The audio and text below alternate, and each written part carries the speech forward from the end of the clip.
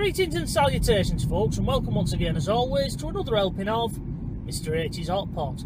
You join me today at the end of lockdown 2.0 here in England, and to celebrate, I'm going to be going for a little bit of a bimble in a short while, and I'm going to be heading to a place called Beacon Country Park, which lies on the border between Greater Manchester and Lancashire, and it's one of those funny little places that sort of straddles both the counties. And I'm going to be going there and seeking out today an 18th century windmill ruin. I believe it was built in about the mid 1700s, so it is rather old, and we're going to be taking a look at that and just having a look around Beacon Country Park. There's some lovely view spots, as you can see, right over towards Southport and the coastline over towards Blackpool on a clear day, of course. Now, I've not been to Beacon Country Park since I was a nipper and I was in short pants, so to speak, and I used to go up there with my father when he used to do the old sea bean and all that kind of good stuff. So hopefully you'll join me as we go and take a look around Beacon Country Park. Now, before I do go there, I have one little errand to run first, and that is drop the boy off at his grandparents'. So I'm going to do that now, and hopefully you'll join me in a little while when we'll resume this video at Beacon Country Park.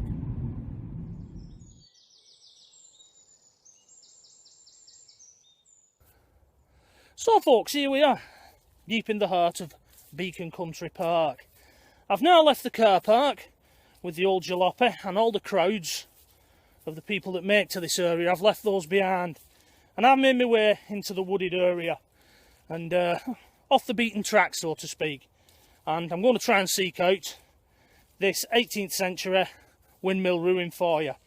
Now, I have been here before. I brought little Toby James, my little son, with me, and it was back in the summer months, so it was a lot drier where I'm currently walking.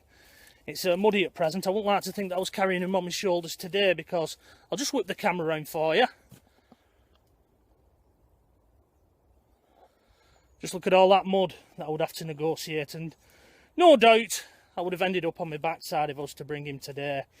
Now, he's currently with his grandparents, for anybody who's worrying. You know, I haven't abandoned my parental duties, so to speak, but it is difficult these days trying to make videos with my son in tow, because his attention span isn't all that great now, and he's become more vocal in the since we last saw him on camera. So the days of being able to line shots up and things like that when I've got him with me and take two to half a dozen takes on something just to get that perfect bit of footage, them days have gone. If I'm unable to do it in one take, I've had my chips with him, so to speak. So that's why now I'll probably be making videos without him in tow. Now, a big thank you to everybody who commented on my last video, by the way. You know, many of you said that you're glad to see that I'm back. You've missed my content. Some of you even said that you've missed my accent and my dialect. So I'm rather touched by all that. I'm also touched by many of you out there who've sent well wishes to both my father and my very good friend Mike, who's currently laid up in hospital, thank laddies. Hopefully both those gentlemen will be on the road to recovery very soon, and I'm sure that your well wishes will help them on the way. So a big thank you for that. Now, I'm just making my way down this path, as you've just seen there. Just whip the camera around again. And it's a lovely day today, Hot Potters. I believe it's going to rain for the rest of the week, so I thought I'd take the opportunity to get out and get this video made. It is a bit of an hike up to this windmill ruin, but it is worth it when you get there. Now, I believe this windmill was built around the mid-18th century, and it was built by a local inventor and his assistant. The inventor's name was Richard Melling, and his assistant was Edmund Lee. Both of those gentlemen held patents, or patents, whichever way you want to pronounce that. They held them on various inventions and devices that they've been working on. Now, I'll be honest with you, Hot Potters, I have never heard of Richard Melling, so I can't tell you anything that he's invented, really. I'm sure he has made inventions, but I don't think he's up there with Edison or you know, gentleman like that, you know, because he hasn't made something that's massively impacted on our lives. Whether or not he's had his hand in an invention that we use today, or maybe we've even used it in the past or not, I don't know. If anyone has heard of Richard Melling, please leave your comments below, along with any information that you can find on him. I mean, the only information I could find on him was that he was an advisor when they was building the Leeds and Liverpool Canal, and it came through this particular part of the world, which is Upholland, for anybody who's wondering. This windmill is known as Upholland Windmill, although it doesn't have any sails or anything today. It's just a ruin, like I say. Now, it's believed that this windmill was the very first one in the UK to actually have a tail at the end of it, you know, at the back of the mainsail, so that it could turn into the wind. Whether or not that's true or not, we'll never know, but so goes the legend from what I've read online. Now, today it's a grade 2 listed building, and it's a shame really that not much more has been done with it. It's just the outer walls. And I'm always torn when it comes to the people who do the grading. Whilst I understand that they're trying to protect our heritage and our historical bits and pieces, because they put so many things on what you can and can't do with it if you buy it, it just puts people off buying them. And the end result is that these things end up falling into further ruin, because people either won't buy them or they can't do anything with them. That's just my thoughts on it. I believe the late great Fred Dimnall lamented on this when he purchased Ratcliffe Road, that he was mourning that he couldn't just go out and buy any old bricks. He had to buy bricks that were fired from the same clay, or more or less the same clay, that the original building was in, and that just bumps the price up, doesn't it, hot potters? It really does. Anyway, we're now making our way to where this windmill ruin is, and I'll just whip the camera around that, and you should be able to see through the trees it actually peeping out at us.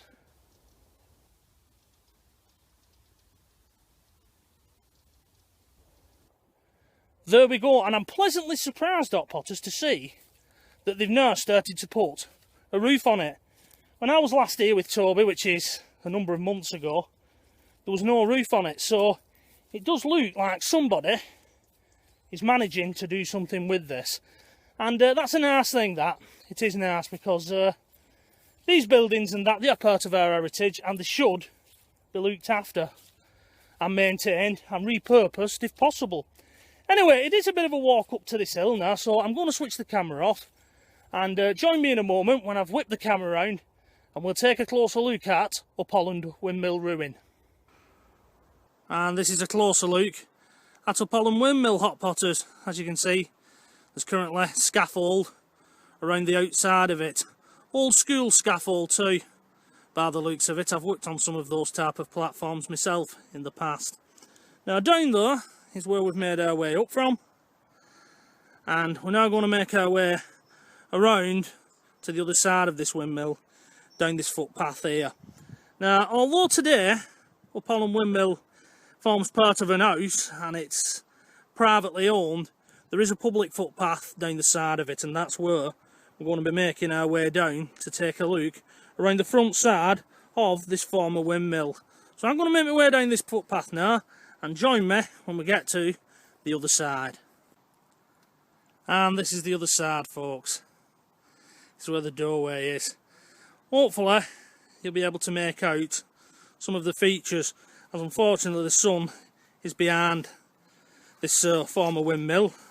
And I'll just make my way in a bit closer, and that's spoiling the light a little bit. But what gives it that grade 2 listed status by all accounts is that doorway there, and then I just think you can see the other one just on the other side, and it's the archways. That's the bit that gives it that grade 2 listed status. Above that you can just make out those little holes in the wall there. Those would have been where the wooden joist would have been set in back in the day for the floor, and then up above there, where there's now a roof being put on it, that's where you would have had the gubbins with the sail on it and things like that. Unfortunately, there's no photographs survive showing this windmill with its sails on and being in full glory in the days when Richard Melling used to use it. Now I will put in a period photograph from about 30 years ago when this was just literally a ruin. I'll put that black and white photo in for you now.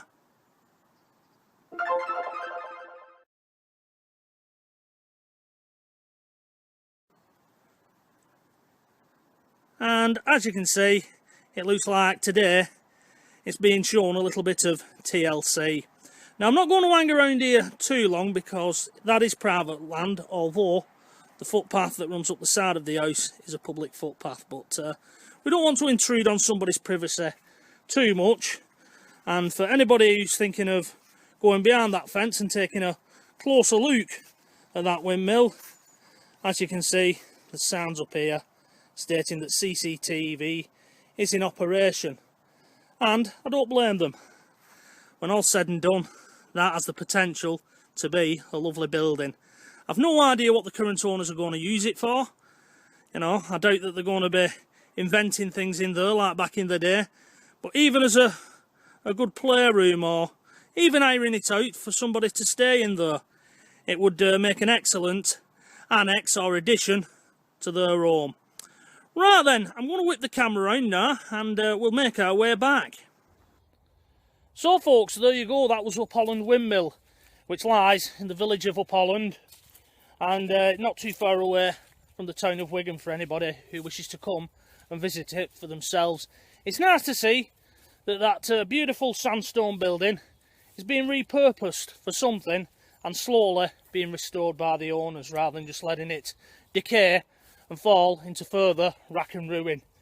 Right then, I'm going to make my way back now and head back to the car park here on Beacon Park. Now before I go and wrap this video up, I'm going to show you a lovely viewpoint that's certainly worth visiting, even if you're not interested in windmill ruins or anything like that. So I'm going to make my way over to that viewpoint now. Hopefully I'll be able to negotiate this mud and I won't end up bum over pap type of thing. And join me when I get to that viewpoint and we'll wrap this video up from there.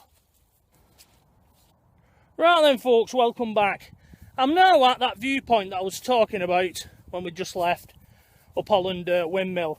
And I'll whip the camera around in a moment and I'm sure you'll agree that this particular spot is a breathtaking beauty spot. It really is a nice country park, Beacon Country Park. And for anybody out there who hasn't visited it, why not get yourself down here and have a walk round for yourself, taking the fresh air and the natural beauty like I'm doing. Now from this spot, by all accounts, you can see as far as Southport and the Liverpool coastline. And there is a little bit of a stone thing been placed here, showing you all of the viewpoints that can be seen from this particular spot. I'll whip the camera around now and show you that. Then I'll set the camera up and you'll be able to see the view for yourselves. And this is the information of what can be seen from this spot. As you can see there in the brass, all the places that can be seen. Great Orme's one of them, Southport and Blackpool right over there in the distance. Right then folks, as I pan round here, I'm going to close this video.